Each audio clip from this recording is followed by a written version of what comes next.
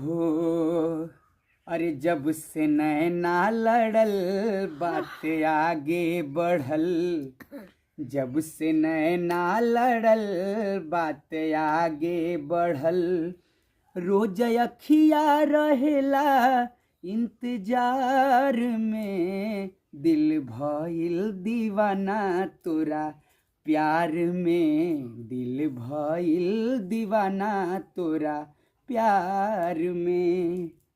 हाँ और करिले शुक्रिया हम ओह भगवान के, तोहके बनौले बाणे कवन माटी सान के। करिले शुक्रिया हम ओह भगवान के, तोहके बनौले बाणे कवन माटी सान के।